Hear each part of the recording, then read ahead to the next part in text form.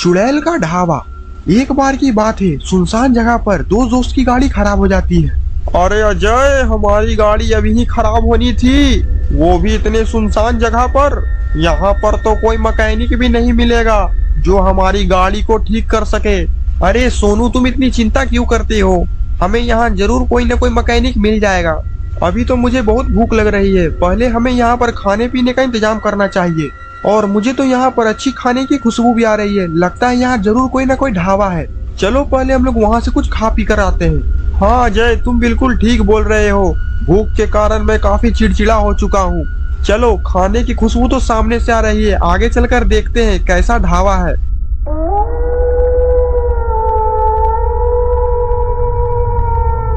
लेकिन इन दोनों को शायद पता नहीं है कि आगे जो ढाबा है वो किसी और का नहीं बल्कि एक चुड़ैल का है।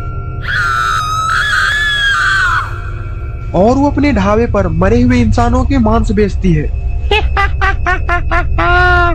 लगता है कि कोई यहाँ पर इंसान चलकर आ रहा है, उसकी तो मैं तंदूरी बनाऊंगी।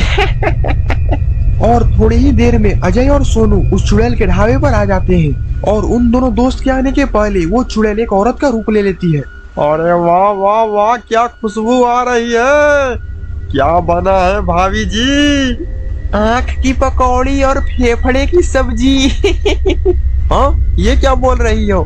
नहीं नहीं नहीं नहीं, मक्के की रोटी और सरसों का साग। अरे तो जल्दी निकालो, मेरा मुंह क्या देख रही हो कल मुही? निकालती हूँ, सब्जी तो तुम्हारी ही बनने वाली है। और फिर अजय और सोनू उस चुड़ैल की मक्के की रोटी और सरसों का साग खाते हैं। वाह वाह वाह, क्या खाना है भाभी जी! खाना खाकर तो बिल्कुल मजा आ गया। तुम्हें खाकर मुझे भी मजा आएगा। मेरा मतलब है कि कैसा लगा खाना? खाना तो बहुत अच्छा था, पर मेरी एक बात सुनो, यहाँ कहीं पर गराज वराज है कि नहीं?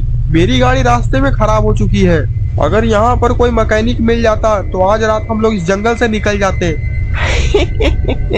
जंगल से जाने की क्यों बात कर रहे हो? इस जंगल में कहीं भी मैकेनिक नहीं मिलेगा। मैं कल सुबह फोन कर कर मैकेनिक को बुला देती हूँ, तब तक तुम आज रात भर मेरे घर में रुक जाओ। नहीं नहीं, हम तुम्हें और तकलीफ नहीं देना चाहते। आज रात भर हम लोग इसी जंगल में सो जाएंगे, तुम हमारी इतनी चिंता मत करो। लेकिन इस जंगल में तो बहुत सारे खूंखार भेड़िया हैं, वो रात में तो तुम्हें नोच खाएंगे। देखो, अब भेड़िए के चिल्लाने की आवाज भी आ रही है। हाँ, तुम बिल्कुल सही बोल रहे हो भाग्यवान। हमें आज रात इस जंगल में नहीं रुकना चाहिए, बल्कि आज रात हम लोग तुम्हारे घर में ही रुक जाते हैं। लेकिन तुम्हें कोई दिक्कत तो नहीं है? दिक्कत तो तुम्हें होने वाली है, मेरा मतलब है कि कोई दिक्कत नहीं है। और फिर रात होने से पहले अजय और सोनू उस चुड़ैल के घर में आराम करने के लिए चले जाते हैं। तो तुम लोग मेरे पति के कमरे में सो सकते हो। मेरे पति को तो मैं खा गई, मेरा मतलब है कि मेरे पति अब इस दुनिया में नहीं रहे। तुम लोग यहाँ पर आराम से सो सकते हो। अब मैं चली अपने कमरे में।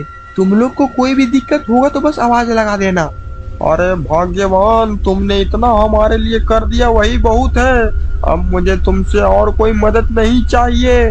और फिर वो चुड़ैल अपने कमरे में चली जाती है और सोनू और अजय भी बेफिक्र होकर सो जाते हैं।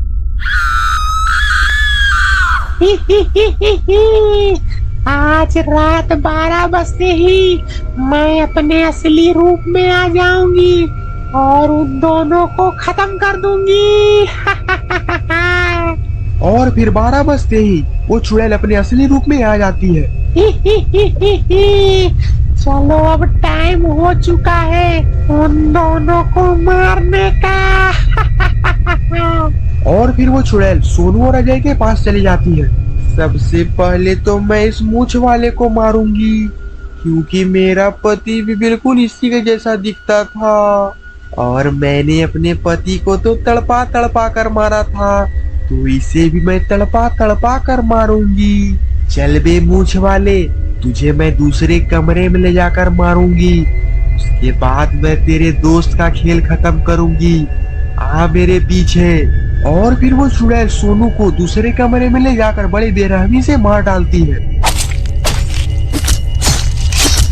और चाकू की आवाज सुनकर अजय की आंख खुल जाती है अरे मेरा दोस्त सोनू कहाँ चला गया? और ये काटने छाटने की आवाज कहाँ से आ रही है? ये तो दूसरे कमरे से आ रही है, मुझे वहां पर जाकर देखना चाहिए। और जैसे ही अजय उस चुड़ैल के कमरे में जाता है, वो अपने दोस्त को इस हाल में देखकर काफी ज्यादा डर जाता है। अजय समझ जाता है कि ये चुड़ैल अब उसका भी यही हाल करने वाली है, इसीलिए वो वहाँ से दुम दबाकर भाग जाता है और कभी भी दोबारा लौट कर इस जंगल में नहीं आता है।